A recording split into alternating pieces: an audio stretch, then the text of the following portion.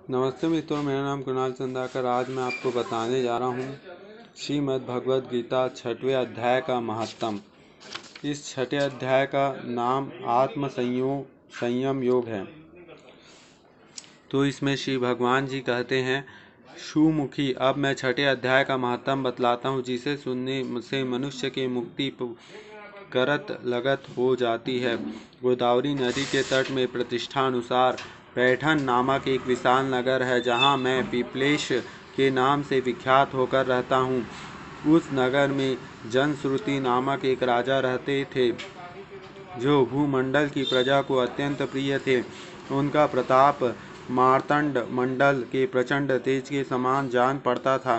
प्रतिदिन होने वाले उनके यज्ञ के धुएं से नंदनवन के कल्प वृक्ष इस प्रकार काले पड़ गए थे, मानो राजा की असाधारण दानशीलता देखकर वे लज्जित हो गए हों।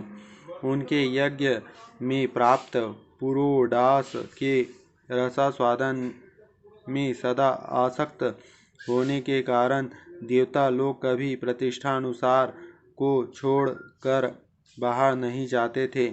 उनके दान के समय छोड़े हुए जल की धारा प्रताप रूप तेज और यज्ञ के धूपों से पुष्ट होकर मेघ ठीक समय पर वर्षा करते थे।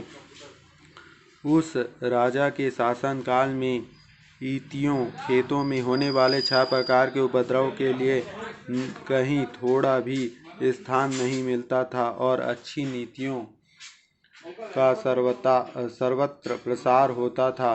वे बवाली कुआं और पोखरे खुदाने वाले के बहाने मानो प्रतिदिन पृथ्वी के भीतर की निधियों का अवलोकन करते थे। एक समय राजा के दान, तप, यज्ञ और प्रजापालन से संतुष्ट होकर स्वर्ग के देवता उन्हें वर देने के लिए आए। वे कमल नाल के समान उज्ज्वल हंसों का रूप धारण कर अपनी पांखें खिलाते हुए आकाश मार्ग से चलने लगे। बड़ी उतावली के साथ उड़ते हुए वे सभी हंस परस्पर बातचीत भी करते जाते थे। उनमें से भद्रशव आदि 2-3 हंस वेग से उड़कर आगे निकल गए। तब पीछे वाले हंसों ने आगे जानने वाले को संबोधित करते हुए कहा, अरे भाई भद्रशव, तुम लोग वेग से चलकर आगे क्यों हो गए हो? वह मार्ग बड़ा दुर्गम है। इसमें हम सबको साथ मिलकर चलना चाहिए। क्यों तुम्हें दिखाई नहीं देता? यह सामने ही पुण्य मूर्ति महाराज जनुश्रुति का तेज पुंज अत्यंत स्पष्ट रूप से प्रकाशमान हो रहा है। उस तेज से भस्म होने की आशंका है, अतः सावधान होकर चलना चाहिए। पीछे वाले हंसों के ये वचन सुनकर आगे वाले हंस हंस पड़े और उच्च स्वर में उनकी बातों की अवहेलना करते हुए बोले, अरे भाई, क्या इस राजा जान श्रुति का तेज ब्रह्मवादी महात्मा रैकव के तेज से भी अधिक तीव्र है? हंसों की ये बात सुनकर राजा जान श्रुति अपने ऊंचे महल की छत से उतर गए और सुखपूर्वक आसन पर विराजमान हो अपने सारथी को बुलाकर बोले, जाओ महात्मा रैकव को यहाँ ले आओ। राजा का यह अमृत के समान वचन सुनकर यह नामक सारथी प्रसन्नता प्रकट करते हुए नगर के बाहर निकला। सबसे पहले उसने मुक्तिदायिनी काशीपुरी की यात्रा की, जहाँ जगत के स्वामी भगवान विश्वनाथ मनुष्यों का उपदेश दिया करते हैं। उनके बाद वह गया क्षेत्र में पहुँचा। वह प्रफुल्ल नेत्रों के भगवान गदाधर संपूर्ण लोकों का उद्धार करने के लिए निवास करते हैं। तदंतर नाना तीर्थों में भ्रमण करता हुआ सारथी पाप नाशनी मथुरापुरी में गया। यह भगवान श्री कृष्ण का आदि स्थान है, जो परम महान तथा मोक्ष प्रदान करने वाला है।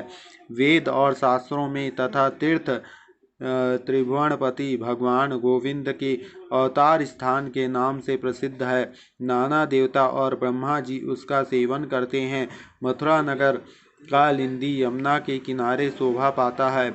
उसकी आकृति अर्धचंद्र के समान प्रतीत होती है। वह सब तीर्थों के निवास में परिपूर्ण है।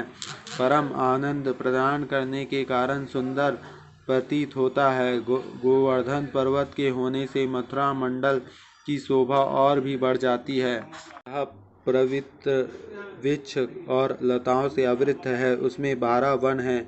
वह परम पुण्यमय और तथा उसमें विश्राम देने वाले श्रुतियों के सारभूत भगवान श्री कृष्ण की आधार भूमि है। तब पश्चात मथुरा के पश्चिम और उत्तर दिशा की ओर बहुत दूर तक जाने के बाद सारथी ने काश्मीर नामक नगर दिखाई दिया। वहाँ शंख के समान उज्ज्वल गगनचुंबी महलों की पंक्तियाँ भगवान शंकर के अट्ठास की भांति शोभा पाती है। वहाँ ब्राह्मणों के शास्त्रीय आलाप सुनकर मुख मनुष्य की सुंदर वाणी और पदों का उच्चारण करते हुए देवता के समान हो जाता है। वहाँ जहाँ निरंतर होने वाले यज्ञ धूम और से व्याप्त होने के कारण आकाश मंडल मेघों में घूमते हुए पर भी अपनी कालिमा नहीं छोड़ता। जहाँ उपाध्याय के पास आकर छात्र जन्मकालीन अभ्यास से ही संपूर्ण कलाओं सतह पढ़ लेते थे और जहाँ मणिकेश्वर नाम के प्रसिद्ध भगवान चंद्रशेखर देहधारियों को वरदान देने के लिए नित्य निवास करते हैं। काश्मीर के राजा मणिकेश्वर ने दिग्विजय के समस्त राजाओं को जीतकर भगवान शिव का पूजन किया था। तभी से उनका नाम मणिकेश्वर हो गया था। उन्हीं के मंदिर के दरवाजे पर महात्मा रैकव के छोटा सा गाड़ी पर बैठे अपने अंगों को खुलाते हुए वृक्ष की छाया का सेवन कर रहे थे। इसी अवस्था में सारथी ने उन्हें देखा। राजा के बताए हुए भिन्न भिन्न चिन्हों से उन्होंने शीघ्र रैकव के पहचान लिया और उनके चरणों में प्रणाम किया। ब्राह्मण, आप किस स्थान पर रहते हैं?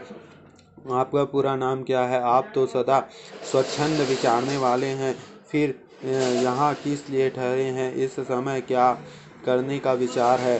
सारथी के ये वचन सुनकर परमानंद में निमग्न महात्मा रैकव ने कुछ सोचकर उनसे कहा, यद्यपि हम पूर्ण काम हैं, हमें किसी वस्तु की आवश्यकता नहीं है, तथापि कोई भी हमारी मनोवृत्तियों के अनुसार परिचार्य कर सकता है।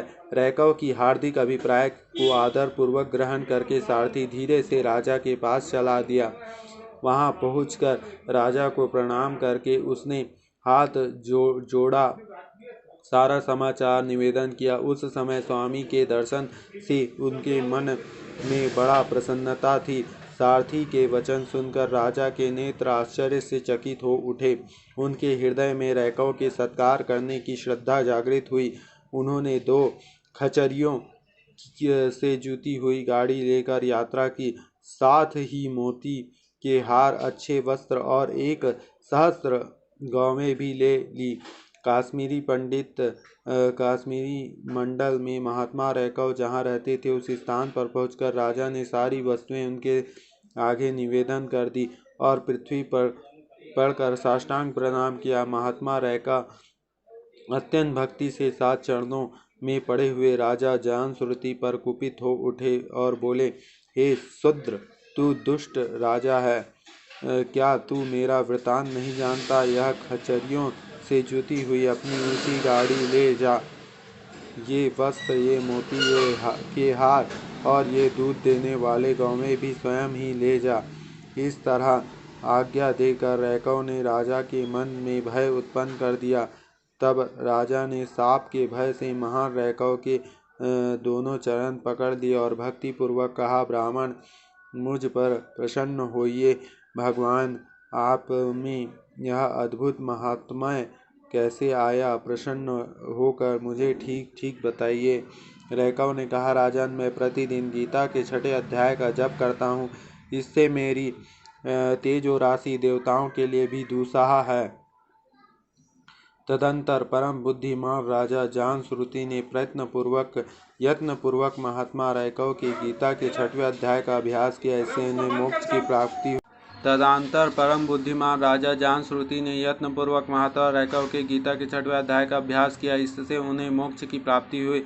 रैकव पूर्वोत्तर मोक्षदायक गीता के 6 अध्याय जो आप जारी रखते हुए भगवान मणिकेश्वर के समीप आनंद मग्न हो रहने लगे।